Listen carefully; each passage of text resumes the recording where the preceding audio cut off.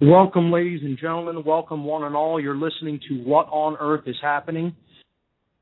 My website is whatonearthishappening.com. I'm your host, Mark Passio. We're simulcasting tonight on the Intel Hub News Network. Today is Tuesday, November 23rd, 2010. We are going to continue our discussion on time as a methodology of mind control, particularly in the time-bound consciousness aspect of time. And we're also going to look at time as a spiritual currency, which is kind of a abstract and somewhat odd idea to some people, but indeed that is what it is in its positive element. So we'll continue to do that probably throughout the first hour of the show, and then we're going to get into yet another methodology of mind control, the self-policing of the human species. We'll look at the ways that we police each other. I call this the denial, hassle, ridicule factor, the DHR factor. These three self-policing methods go hand in hand with each other, so we'll be talking about that probably in the second hour of the show. So, last week, we were analyzing methodology of manipulation of the mind, number 10, in our ongoing exploration of the techniques of mind control. We agreed that we would outline 14 total methodologies, and coming up tonight, we're going to continue to look at number 10 and then go into number 11. And I will probably be taking a break from these techniques for a week, and I'll be having a guest on the show next week. I'll post more information about that on my website, so you can check that out at whatonearthishappening.com and get information on the radio page about the guest that will be coming up next week. However, probably after next week, in a couple of weeks, we'll be beginning to take a look at what I call the three big guns of mind control, the three favorite methodologies. And this will take us into probably as many weeks of exploration as we have already done on mind control to get through these three techniques, because I'm really going to open up and expand on these topics even more extensively than I have done in my presentation. And in doing so, as I told people last week, this will act as a subtle form of initiation into different occult philosophies. And again, people shouldn't be concerned about that or worried and thinking this is something that is bad or negative. Occult, as we have said many times on this show, simply means hidden knowledge, and it is ultimately hidden knowledge about ourselves and our psychological makeup and motivations. If you keep that knowledge hidden from people, if you are so inclined, you can wield that knowledge and information as a weapon against people, and that is, in fact, what is being done. The only solution to this is enough education about this hidden knowledge, bringing it forward into the light of day so that it is no longer hidden. And when people become acutely aware of this information, they can basically no longer be manipulated by it, because they have brought it to the conscious level of awareness. And that's what this show is all about, awareness and coming to a higher level of it. So, starting 2 weeks from now, we will be exploring deeply the occult, and we will be starting that process or initiating it by looking at what religion really is. Over the next few weeks, we'll be looking at religion as astrotheology. We'll be breaking down different religious traditions in both the exoteric or astrotheological form, and then we will look at the esoteric underlying meanings that are revealed only to initiates of mystery traditions, which are what religions are I guess you could say, fallen versions of. After that, we will be looking at symbology. And again, this will cross over a lot because symbology plays into religion so much that it will be pretty much impossible to talk about it without looking at some of the symbolic language that is encoded into religion. Finally, we'll be looking at what I call chaos sorcery, which is essentially the Hegelian dialectic enacted upon a mass scale, on a grand stage.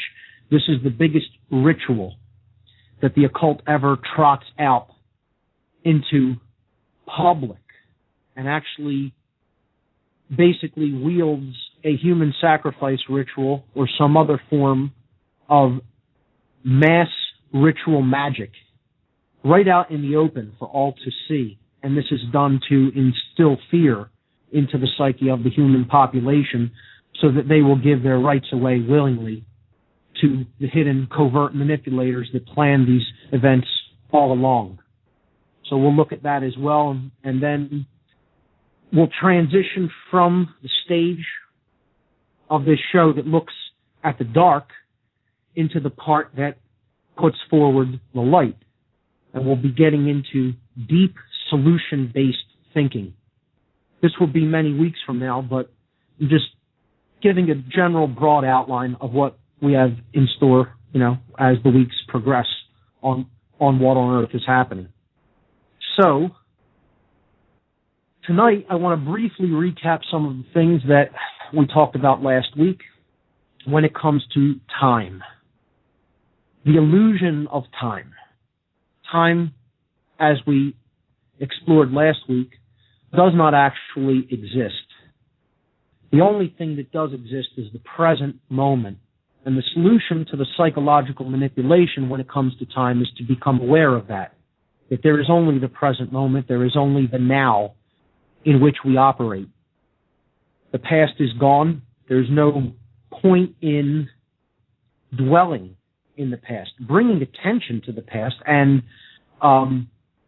educating ourselves as far as history is concerned is absolutely critical and essential in the understanding of what's taking place in our world. What I'm talking about is living in the past. That's what's dangerous. That is a method of mind control that many people get stuck in. They cannot let go of events and circumstances that happened in the past. They cling on to these things and kind of hold them close to their chest as something that defines them as a person. People who are trapped in this past awareness, this past modality of consciousness. They can't get over things that occurred to them. They can't move on in relationships that happened in the past. They bring those into the present moment. And in doing so, they taint the present moment. They take away the power of the present moment. People do the same thing when projecting their consciousness into the future. That's a powerful tool that human beings have. We can look at trends that have already taken place, and based upon those trends, we can extrapolate what the future may bring. But to get trapped in future awareness, future consciousness, I guess you could say, or lack thereof, as the case may be, can be very dangerous. Because then we're living in anxiety over the future rather than actually living in the present moment. So the present moment and present moment awareness is really the solution to this time-bound form of consciousness. And that's what we essentially talked about last week on the show. We also started talking about timekeeping methods and how these are all based in physical modalities of consciousness. They're based on the consciousness being trapped in not only time-bound awareness, but material modes of thinking. And this is done by basing all of the cycles of time that we use, or the units of time that we use, in a physical expression of basing them upon units that are broken down based upon the physical movements of objects in the solar system, essentially heavenly bodies. That's what we essentially use for time keeping. And this roots our consciousness in material-only thinking, materiality. We look at time as based in money. Time is money. That's an expression that is often used. We say we don't have enough time. That's basing time as a quantity rather than a quality. Okay? There is such a thing as time as currency, however, and that's what we're going to talk a little bit about tonight. When people say time is money, they're talking about the fake form of money. We talked about this when we talked about money a few weeks back on this show. And essentially, what we want to look at tonight is time as real money, as real currency, the currency of spirit. There is such a thing, and we want to look at how time acts in this capacity. Before we do that, I'll briefly recap some of the cycles that we talked about timekeeping being based on in the modern world. We saw that time is connected to astrotheology, and this is kind of a prelude to talking about religion as astrotheology. This is because the astrotheological cults of the ancient world are basically broken up into three main groupings. These three groupings are the cult of the sun, the cult of the moon, and the cult of the stars and the planets. So you have the cult of the greater lights and the cult of the lesser lights. I hear the break music playing, so we're going to get into this recap in just a moment. Stay tuned, and we'll be back in a couple minutes after these words. Before the break, I was talking about the different gradations of time that are given to the different astrotheological cults, or in other words, the different bodies in the heavens. Okay? We looked at this a little bit last week. I'll briefly recap it before we go into the different aspect of time I want to talk about tonight. We saw that the smallest practical unit of time that we basically use is the second. That was given to the planetary cult. And it was basically for the planet Mercury, because on a clock, the second hand goes around the fastest out of any other hand. And this is the smallest unit. Mercury is the closest to the sun. It goes around faster in its orbit in its revolution around the sun than any other planet.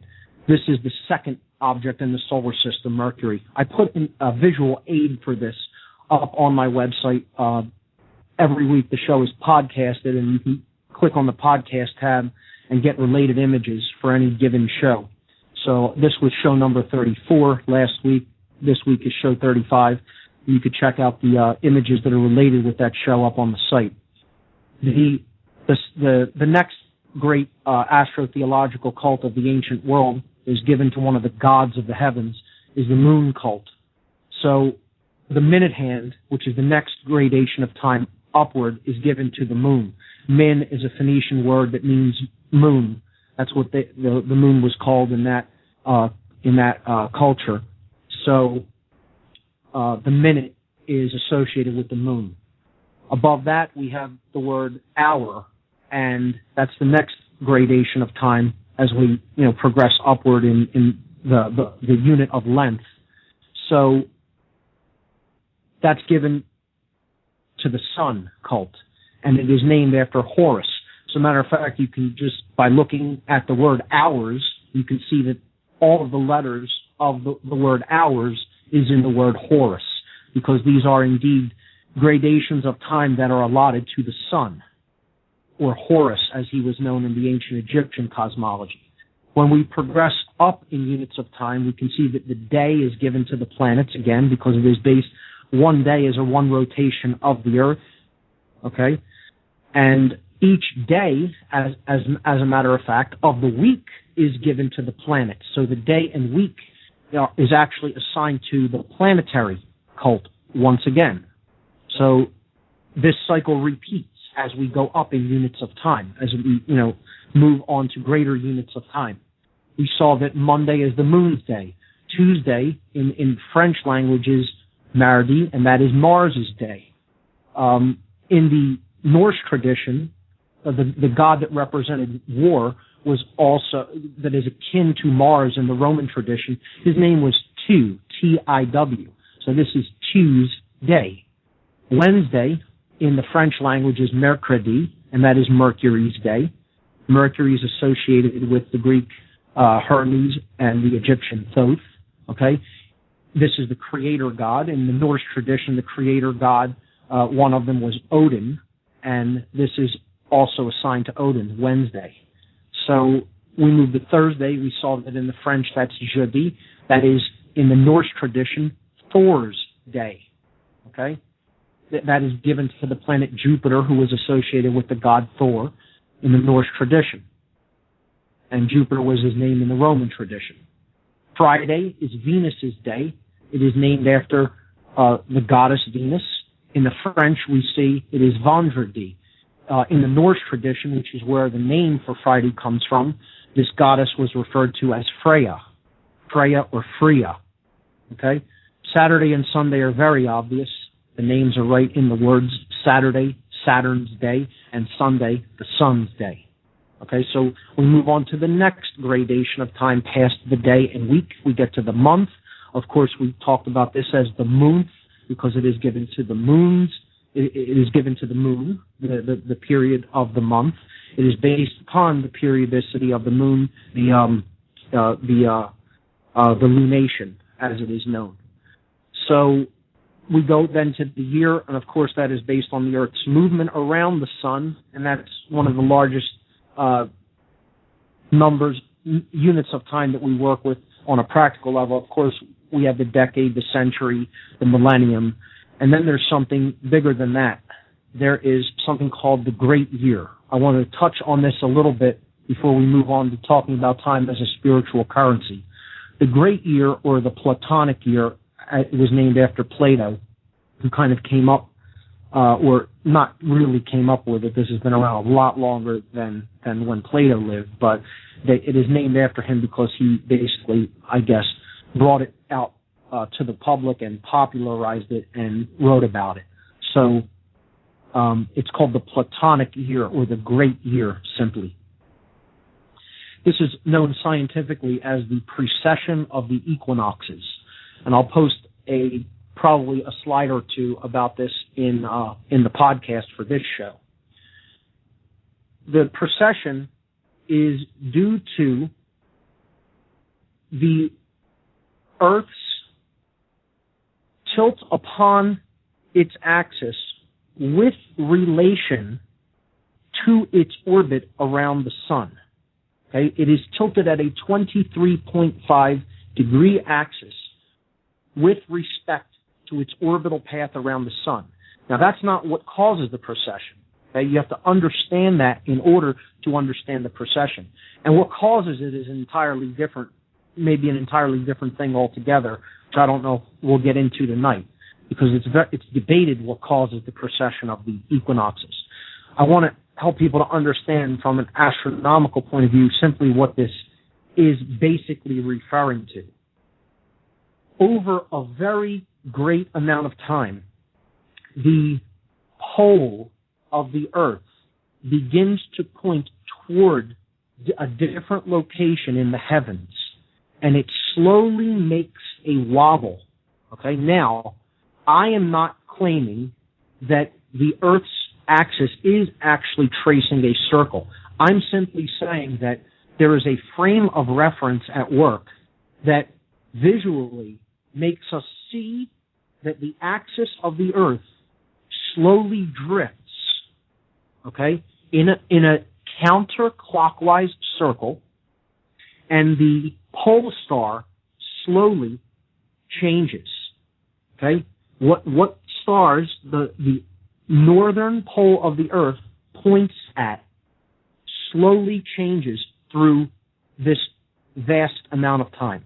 And the amount of time is approximately 25,000 years that it takes the Earth's axis, and let's just basically say the northern axis of rotation that we observe, that the Earth is basically making this rotational spin around, okay?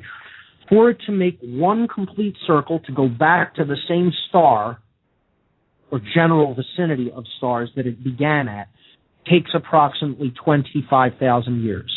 Different people give different numbers for that, but as a general average, approximately 25,000 years for this great cycle, this one great precession of the equinoxes or great year to take place.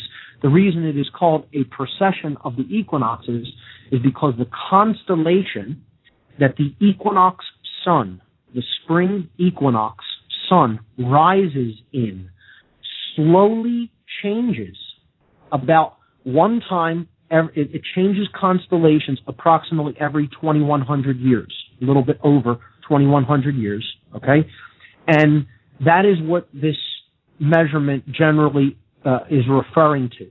It refers to every 2,100 years or so, the spring equinox moves backwards through the zodiacal houses. So it is not a procession through them, it is a precession. It moves counterclockwise through the zodiacal houses as the Earth's rotation moves counterclockwise around the pole star. Okay? So the reference frame does not necessarily need to be the actual wobble of the Earth, the planet Earth itself. I do not particularly. I apologize for the continued tech problems, but let's take a look at where we had left off. So I was talking about the precession of the equinoxes and how this is related to what's known as the Great Year in. It's called the Great Year or the Platonic Year in astronomy. And this is what the ages are based upon. The term called ages represents the time period when the sun on the equinox, the spring equinox, rises in a particular constellation of the zodiac. So there are 12 zodiacal constellations. They are Aries, Taurus, Gemini, Cancer, Leo, Virgo, Libra, Scorpio, Sagittarius, Capricorn, Aquarius, and Pisces. The ages, as they are related to the precession of the equinoxes, okay, are actually form, these constellations form a great timekeeping system, which is we refer to as the Great Year or the Platonic Year. And that cycle of the sun as it rises in the equinox, in the spring equinox, in each of these houses, okay, for it to precess through all 12 zodiacal houses. And it does this, again, counterclockwise or backwards, okay, in the order I just mentioned them, backwards from the order that I just mentioned them.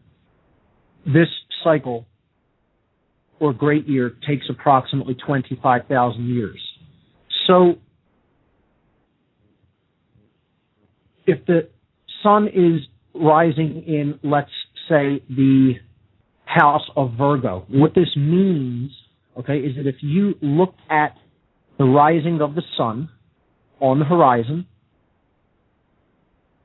at dawn, okay, behind the sun, visually, the constellation that is there is said to be the house that the sun is currently ruling in during that age. So right now the sun is ruling in the house of Pisces for approximately 2,100 years. If you go out and look at where the sun rises on the equinox, it would be coming up in the house of Pisces. So slowly over a 2100-year period, the visual, the zodiacal house that visually appears behind the rising sun at the spring equinox changes very slowly over time, and it precesses backwards through the zodiacal houses in a counterclockwise fashion. So, as I said, right now, the sun is in Pisces. Within another couple hundred years, if we looked at the rising of the sun on the spring equinox, we would see it coming up in the house of Aquarius. In another 2100 years after that, we would see it rising in the house of Capricorn on the equinox. So the equinox is not fixed. It continues to precess over large periods of time, approximately 2100 year cycles for each zodiacal house. You put that all together, times 12, you get approximately a 25,000 year cycle.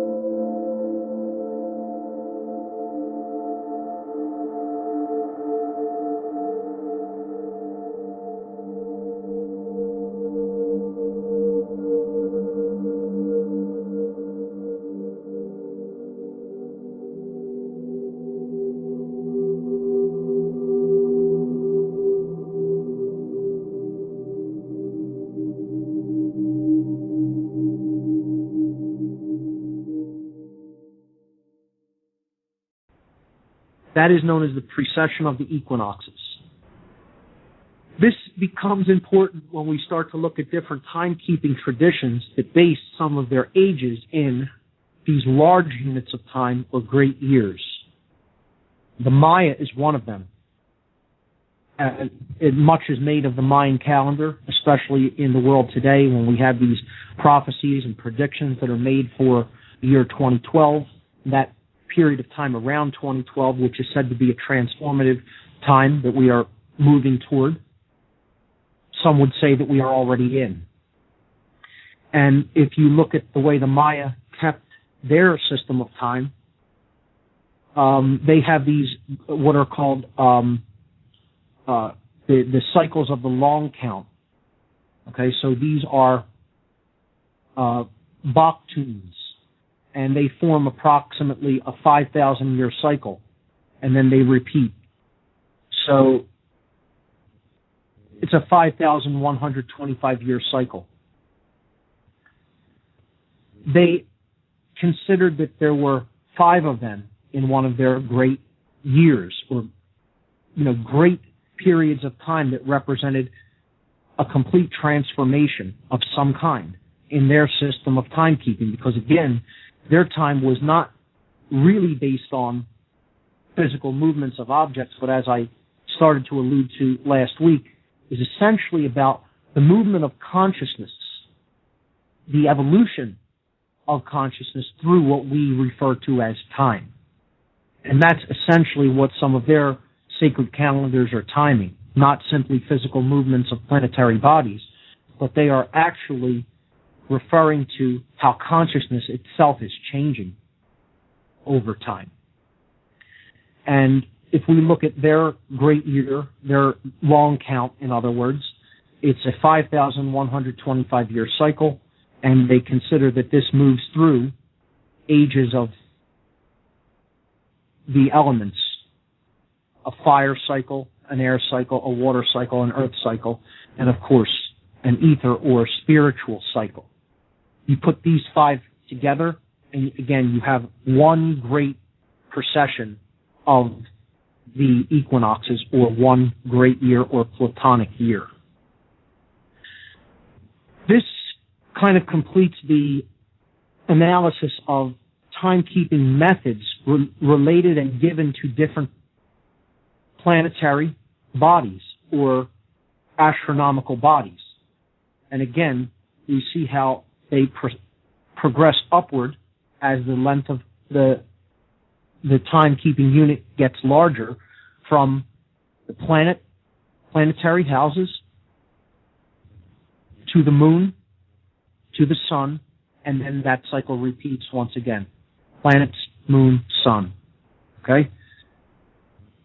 Aside from that explanation of the precession, and you can look at that, I'll probably post a movie that's related to that, because that will make it a little bit clearer to help understand that. There's a really great documentary called The Great Year that kind of explores this movement, and it also looks at what this what the actual cause for this may be beyond a wobble of the Earth on its own axis of rotation. I tend to not concur with that theory, and I do think there is another reference frame of motion at work. And this movie, The Great Year, kind of explores that a little bit, and I may, if I can find a copy of it floating out there on the net, post that to my podcast section for this week. So, it looks like we are probably only going to be able to take calls on Blog Talk. For those who are listening on that network, the call-in number is 646-727-3387. Sorry, I can't get the talk show up and running right now. But if you want to call into the show, call in on Blog Talk. And that number is, once again, 646-727-3387. I want to shift gears a little bit now on time and talk about time as a currency, a spiritual currency. Again, we talk about, I don't have the time, time is money, but let's talk about how we spend our time, okay? We talked about the fake form of money when we talked about money on the show as also being an illusion, being named after the one eye, Mon eye. Money symbolically being presented as something that is representative of balance and nature and love energy, and it is none of those things. This is all sold to us as a proxy for the real form of money, the true spiritual vision, the one eye. Okay? And basically what we want to look at tonight is time as a form of true money, not fake money, not associated with the fake money, but again, this is an abstract idea. Time as something that we pay or spend. Okay, I've said before that there are two basic forms of spiritual currency, one being time and the other being attention. And we say, the expressions that we use are that we spend our time doing what we are doing and we pay attention to different things. And depending on how we use that currency, we will receive different results for the spending or paying of it. So if we pay attention to certain things, we will get certain things as a result. If we spend our time doing certain things, we will get certain things in our lives as a result. They will become manifested. So how we focus our attention will get us one thing, and how we spend our time will get us a specific manifestation in our experience of reality. This makes time one of the most important aspects of our lives. What do we spend our time doing? Do we spend it on frivolous pursuits? Do we spend it on totally self-absorbed activities, self-absorption? Do we spend it trying to run away from ourselves? Do we spend it pursuing pure fake monetary pursuits, trying to amass material possessions? Do we spend it trying to gain influence over others?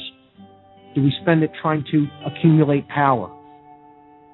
Or do we spend it trying to edify ourselves, trying to truly educate ourselves about what is going on, both within us and around us?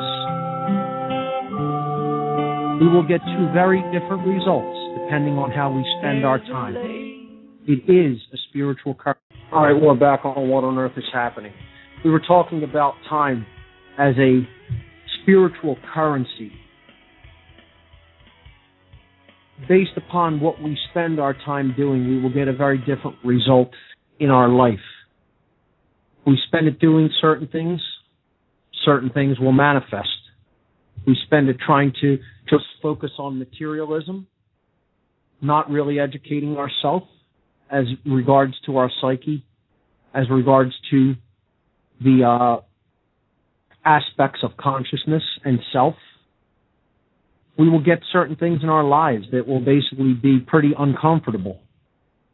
If we do spend it edifying ourselves, educating ourselves about what's really important in life, we do spending it understanding true moral values, we do spend it in pursuit of truth, then very different things will manifest in our lives, and we would see that our lives would flow more effortlessly, and suffering would dissipate, particularly self-imposed suffering, which is what we're drowning in right now in our world. And it's because of the way people spend their time. That's one of the biggest things that really is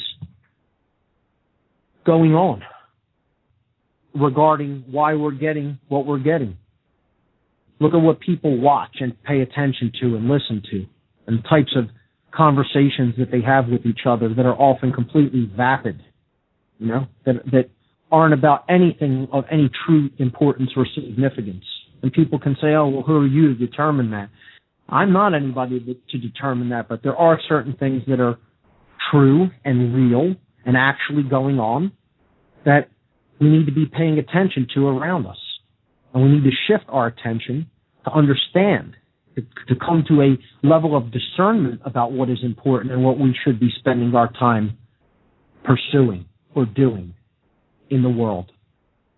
If we don't do that, as I said, we're going to continue to suffer, and we're going to be getting results that we really do not want in our lives. So that's pretty much what I have to say on the whole aspect of time. If anybody wants to chime in on that, I'm still taking calls on Blog Talk.